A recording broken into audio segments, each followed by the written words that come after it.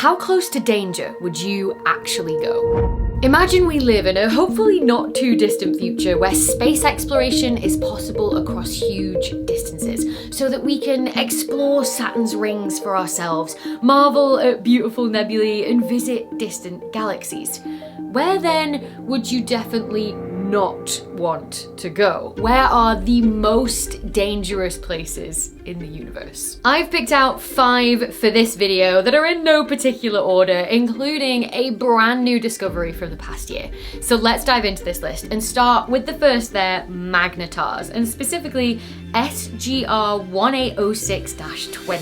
So magnetars, they're stars with incredibly strong magnetic fields. They're formed when a massive star runs out of fuel for nuclear fusion and it explodes in a supernova. The core of the star gets crushed down under gravity and it forms a neutron star, something that is heavier than the sun but squished down until it's so dense that it's only a few miles wide. And in some rare cases, in a process that we still don't fully understand, some neutron stars end up with incredibly strong magnetic fields and they become magnetars. Now, when I say strong, I'm not talking about those magnets that are really difficult to pull apart, or even the strength of the magnetic field in an MRI machine, which clocks in at around about 1 Tesla. Magnetars have magnetic fields of over 1 billion Teslas. That means like if a magnetar happened to pass within like 200,000 kilometers of Earth, that's about halfway between the distance of Earth and the moon, that would wipe all the credit cards on Earth. Now, thankfully, that's not going to happen. The closest magnetar to Earth is about 5,000 light years away. But in 2004, even the solar system felt the shockwave from a starquake on the magnetar SGR 1806-20, which is 50,000 light years away. And the flare of light that accompanied that magnetar's starquake was the most energetic we've ever seen coming from a magnetar. It gave off as much energy in just 1/10 of a second as the sun gives off in 100,000 years. We know of about 30 magnetars and they are all at the top of my list of places to stay very far away from. Next up on my list is WR104, aka the Death Star.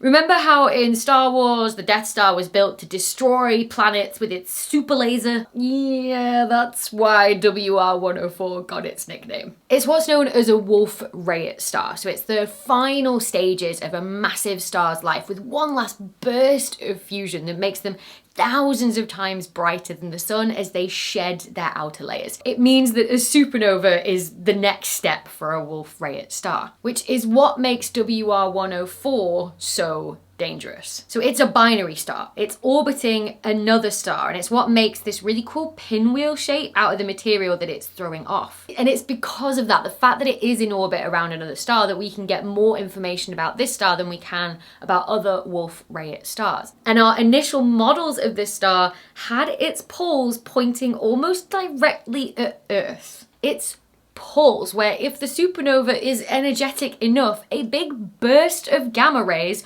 will fire out towards Earth like the Death Star and its super laser. Thankfully, unlike the Death Star, it wouldn't wipe out Earth entirely. We're not close enough to it for that. The big issue here though is that we don't have an accurate enough distance to know how far away WR104 is from Earth. Because Wolf-Rayet stars are so variable in brightness and they're shedding all that material all the time, it's really difficult to pin down. And our best estimates for WR104 is that it's anywhere from 2,000 to 11,000 light years away. The further away it is, the less of a danger it will be to us. But if it is as close as 2,000 light years away and the alignment is just right, then when WR104 goes supernovae, the resulting gamma ray burst, if it hits into Earth's atmosphere, would completely destroy the ozone layer.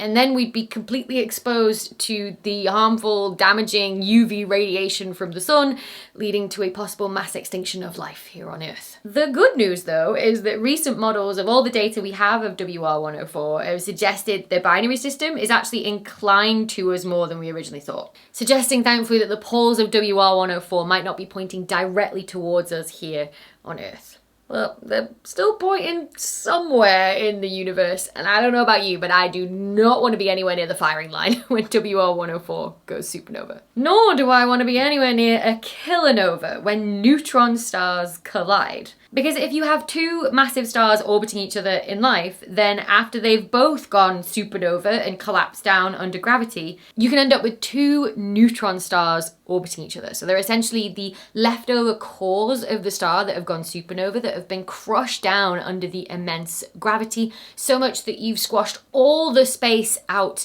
of atoms, and all you've ended up with is just neutrons as tightly packed as you can go. It'd be like taking the entire mass of a mountain range and crushing it down into the space of a sugar cube. Now, Einstein's theory of gravity, general relativity, tells us that heavy objects like this curve space itself, and gravity is caused when other objects travel on that curved space. So as these two incredibly dense neutron stars orbit each other, they're constantly curving space to the extreme and back again, which means they tug on each other, changing their orbit so that they start to spiral ever closer before they merge to become a black hole in an event known as a kilonova. And the first kilonova that we ever observed wasn't actually found with light, but with gravitational waves, the ripples in space itself caused by the curving of space to the extreme and back again as the two neutron stars spiral closer together. We have huge detectors that we've built on Earth to do this, like LIGO, that are super sensitive to tiny changes in distance between two mirrors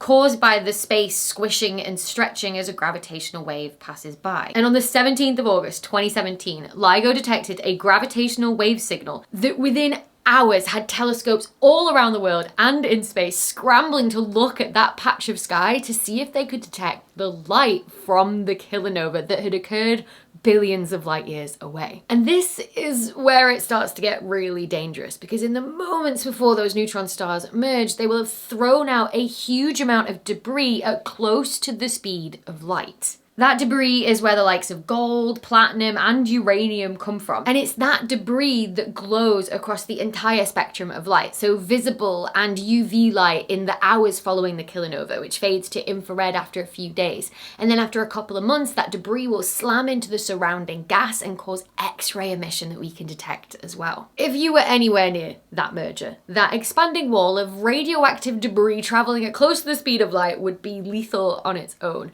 That's not to mention the gamma ray burst that you'd also expect to come from the poles of the kilonova, like we just talked about, and of course the gravitational waves that would squash and stretch you like crazy mirrors in a funhouse. And if you survived all of that, you would then end up near a black hole, which brings me to number 4 on my list here, the ultra-luminous quasar J0100 plus 2802. So a black hole is a region of space with so much material squashed into one region that nothing, not even light traveling at close to 300,000 kilometers a second, can escape it. So everything gets trapped inside this unknowable sphere where we receive no light and no information. And while the only processes that we know of to make a black hole, a kilonova or a supernova, where a star runs out of fuel and its core is so massive it collapses under its own gravity into a black hole around about, let's say, 10 times heavier than the sun, we also know of supermassive black holes at the centers of galaxies that have somehow grown to millions, if not billions of times heavier than the sun. That is what a quasar is, a growing supermassive black hole, one that has matter spiraling around it that will eventually get trapped there and make the black hole heavier. And the really cool thing is that we can actually see quasars. We can see when a black hole is growing because the material around the black hole is moving so fast it gets incredibly hot and glows in visible, UV, infrared, and X-ray light. Radiation, essentially, that if you were anywhere near would be absolutely fatal. That is to say, if you'd already survived the pull of the gravity from the supermassive black hole. Now, thankfully, not all supermassive black holes are active. They're not all growing. So our own supermassive black hole in the Milky Way is dormant, thankfully. But there are other supermassive black holes that push this to the extreme, like the ultra-luminous quasar J0100 plus 2802, a black hole 12 billion times heavier than the sun, growing heavier by 1 sun's worth of matter every single day. Because it's growing so fast, the gas around it is lit up brighter than 400 trillion suns combined. And that kind of growth isn't just dangerous to any intrepid space travelers that might be nearby, it has like galaxy-wide consequences, with the radiation outflows sweeping through galaxies and removing gas needed for a galaxy to make new stars. So a quasar growing that fast can effectively kill an entire galaxy and stop it forming stars. And you'll be glad to know that J0100 plus 2802 is nowhere near us right now. It is 12.8 billion light years away, and even that doesn't feel far enough. And finally, the last thing on my list there, the newly discovered extreme nuclear transients. Because it turns out the most energetic explosions in the universe have been hiding out in our data undiscovered for years. Hinkle and collaborators in 2025 announced their discovery of something that had never been seen before. The center of a galaxy, where we know the supermassive black hole is, flaring in brightness in a smooth, long-lived burst. What they've dubbed an extreme nuclear transient. They found a few of these things buried in archival data from the Gaia Space Telescope that's a few years old now, including the brightest of the bunch, Gaia 18CDJ, which is 25 times more energetic than the most powerful supernova ever recorded. To put that into context, that is 100 times more energy than the sun will produce in its entire 10 billion year lifetime. And what Hinkle and collaborators think has happened here is that a massive star, at least 3 times heavier than the sun, has wandered just a little bit too close to the supermassive black hole at the center of the galaxy and has been completely shredded apart, producing a blazing disk of debris. Now, we've seen stars get torn apart like this around supermassive black holes before. It's what we call a tidal disruption event. And we see those as flares of brightness from the centers of galaxies, but they only last a few weeks at most. Whereas these extreme nuclear transients seem to be able to last months to years. That means in terms of dangerous places in the universe, this isn't just like a one-hit wonder like a supernova. This is a sustained, intense radiation blast that there is no escape from. And of course, if you're close to the supermassive black hole, then you might find yourself also getting spaghettified along with the star getting torn apart too. So if the biggest release of energy since the universe began has just been hiding out in our data undiscovered for years, I can't help but wonder, what are the dangerous things that are out there just waiting to be found? So there you have it, 5 of the most dangerous places in the universe. And if we did have the technology to visit them, let me know which of them maybe you would risk the danger for so that you could see this with your own eyes. Now, before we get to the bloopers, a big thanks to this week's video sponsor, FlexiSpot. So many of us are working from home now, either for part of the week or full time. And when we moved house a few years ago, we wanted to make sure that both my husband and I had like a dedicated functional workspace. You guys saw my office renovation series on YouTube, and in Sam's office, we got an E7 Pro from FlexiSpot, which is an electronic height adjustable desk.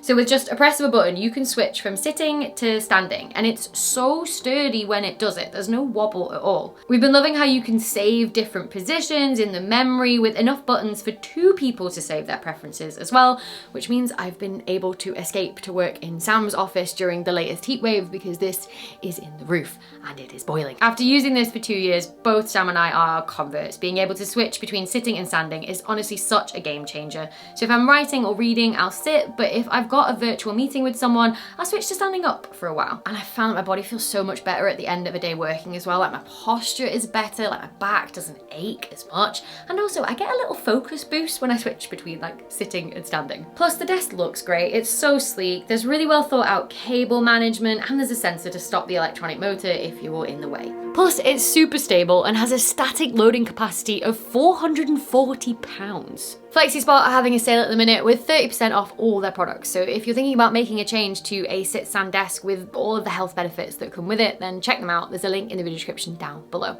So big thanks to FlexiSpot for sponsoring this video. And now, roll those bloopers. It's what's known as a wolf rayet star. Hang on, my eye is now watering. So many things getting in the way. Level event of life on Earth.